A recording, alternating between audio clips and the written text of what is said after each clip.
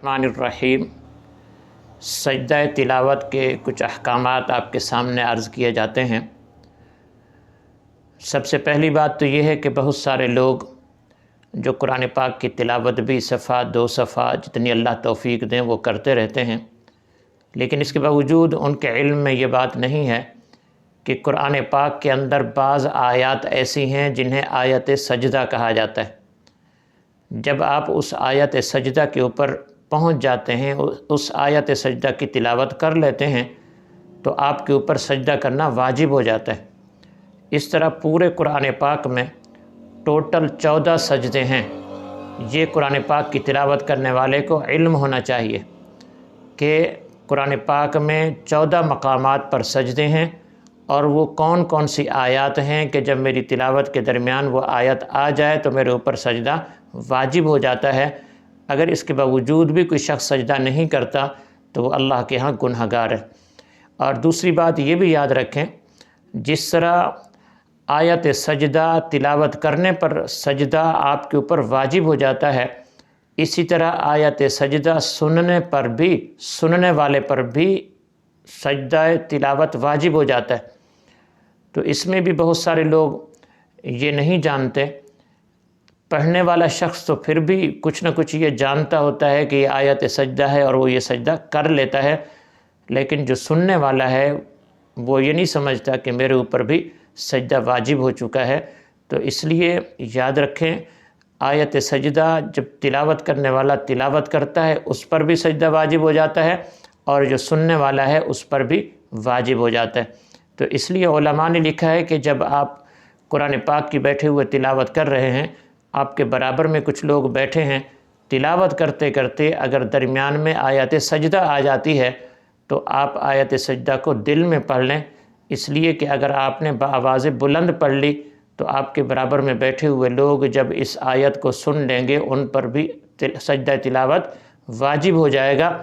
جبکہ ان میں سے اکثر نہیں جانتے ہوگے کہ آپ نے کون سی آیت تلاوت کی ہے، آیت سجدہ تلاوت کی ہے یا آیت سجدہ تلاوت نہیں کی۔ اس لیے اس میں ایک تو یہ احتیاط کرنی ہے کہ جب بھی آپ آیت سجدہ پہ پہنچیں، اگر آپ کے قریب میں کچھ لوگ ہیں تو آپ آیت سجدہ کو دل میں ہی تلاوت کر لیں، تاکہ دوسرے لوگوں کو علم نہ ہونے کی وجہ سے ان کے اوپر سجدہ واجب ہو جائے گا، اور وہ نہیں کریں گے تو اللہ کے ہاں گناہ گار ہوں گے۔ اور دوسری بات یہ بھی ہے کہ اگر آپ آیت سجدہ تلاوت کر لیتے ہیں، آپ کے برابر میں کوئی شخص بیٹھا ہے اور وہ آیت سجدہ کو سن لیتا ہے، اسے نہیں پتہ کہ آپ نے کون سی آیت تلاوت کی ہے، تو آپ کے اوپر لازم ہے کہ آپ اپنے برابر والے شخص کو بتائیں کہ ابھی جو میں نے آیت تلاوت کی ہے یہ آیت سجدہ تھی، لہٰذا میرے اوپر بھی سجدہ واجب ہو چکا ہے، آپ کے اوپر بھی واجب ہے، لہٰذا آپ بھی سجدہ تلاوت کر لیجئے گا۔ اور اس کے ساتھ ساتھ یہ بھی یاد رکھیں، یہ جو سننے والے کے اوپر سجدہ واجب ہوتا ہے یہ اس صورت میں ہے کہ جب براہ راست آپ سن رہے ہیں، ایک شخص بیٹھا ہوا تلاوت کر رہا ہے، آپ براہ راست اس کو سن رہے ہیں، ٹی وی میں بیٹھا ہوا قاری براہ راست لائیو تلاوت آ رہی ہے، آپ سن رہے ہیں، آیت سجدہ قاری نے پڑھی ہے، آپ کے اوپر بھی سجدہ تلاوت واجب ہو گیا ہے۔ ایک ہوتی ہے ڈبنگ، کہ اگر ایک قاری صاحب کی تلاوت کی کیسٹ ریکارڈ کی گئی ہے اور وہ وقتاً فوقتاً موبائل کے اوپر لگا دی جاتی ہے، موبائل کے اندر جس طرح ویڈیوز ہوتی ہیں قرآن پاک کی تلاوت کی، تو اس کے اوپر آیت سجدہ سننے پر سجدہ واجب نہیں ہوتا۔ سجدہ واجب آپ کی آیت سجدہ تلاوت کے سننے پر اس صورت میں ہوتا ہے کہ جب تلاوت براہ راست ہو رہی ہو اور آپ نے براہ راست قاری سے آیت سجدہ کو سنا ہو۔ اب سجدہ واجب ہو جانے کے بعد اس کے لیے کیا حکم ہے کہ سجدہ تلاوت کس وقت کیا جائے؟ تو اس کا جواب یہ ہے کہ جو چیز آپ کے ذمے واجب ہو جاتی ہے تو آپ یہ کوشش کریں کہ پہلی فرصت کے اندر اس کو ادا کرنے کی کوشش کریں۔ اگر خدا نہ خواستہ کوئی بھی چیز سجدہ تلاوت سمیت آپ کے اوپر واجب ہو چکی ہے اور آپ نے ادا نہیں کی، اسی حالت میں موت آ گئی تو آخرت کے دن اس کا مواخذہ ہوگا۔ تو اس لیے بہتر یہ ہے کہ جیسے ہی آپ آیت سجدہ تلاوت کر لیں تو آپ فوراً اس آیت سجدہ کے پڑھنے کی وجہ سے جو آپ پر سجدہ واجب ہوا ہے آپ اس کو ادا کر لیں۔ البتہ اس کے لیے یہ ضروری نہیں ہے بعض لوگ اس طرح کرتے ہیں کہ قرآن پاک بیٹھے ہوئے تلاوت کر رہے ہیں، آیت سجدہ آ جائے تو قرآن پاک کو بند کر کے سائیڈ پہ کر لیتے ہیں، سجدہ کرتے ہیں، پھر اٹھ کے بیٹھتے ہیں، قرآن پاک کھول کر پڑھنا شروع کر دیتے ہیں۔ یہ بھی ضروری نہیں ہے، آپ تلاوت کرتے رہیں، اسی درمیان میں آیت سجدہ آ جائے آپ پڑھ لیں، جب آپ پوری اپنی تلاوت کمپلیٹ کر لیں قرآن پاک کو بند کر کے الماری میں رکھ دیں، پھر آپ آیت سجدہ کی وجہ سے جو سجدہ واجب ہوا ہے وہ سجدہ کریں، اپنے گھر کو لوٹ جائیں۔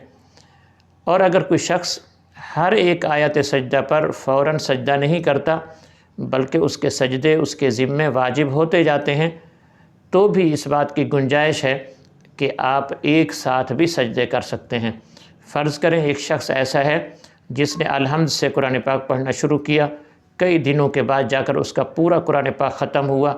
اور اس نے اس درمیان میں کوئی سجدہ نہیں کیا، تو یہ ایک ساتھ 14 سجدے بھی تلاوت کر سکتا ہے۔ اور آخر میں یہ یاد رکھیں کہ بہت سارے ایسے لوگ جن کے علم میں یہ بات نہیں تھی، پوری زندگی قرآن پاک پڑھتے رہے، براہ راست سنتے رہے، ان کے اوپر سجدے واجب ہوتے رہے، اور انہوں نے اس مسئلے کا علم نہ ہونے کی وجہ سے کوئی سجدہ نہیں کیا۔ اب ان کے لیے آسان سی صورت یہ ہے کہ آپ وقتاً فوقتاً کسی بھی نماز کے ساتھ 2، 4، 8، 10 سجدے ایک ساتھ ایک ہی نیت کے ساتھ، اس نیت کے ساتھ ادا کر لیا کریں کہ اگر میرے ذمے کوئی سجدہ تلاوت میرے اوپر واجب تھے تو وہ میں سجدہ تلاوت ادا کرتا ہوں۔ آپ وقتاً فوقتاً 2، 2، 4، 4 سجدے کر کے یہ پوری زندگی ادا کرتے رہیں گے۔ اگر آپ کے ذمے کوئی سجدے واجب ہوں گے تو انشاءاللہ وہ ادا ہو جائیں گے اور آخرت کے دن آپ کا مواخذہ اور آپ کی پکڑ نہیں ہوگی۔ اللہ پاک عمل کی توفیق نصیب فرمائے۔ جزاکم اللہ خیرہ۔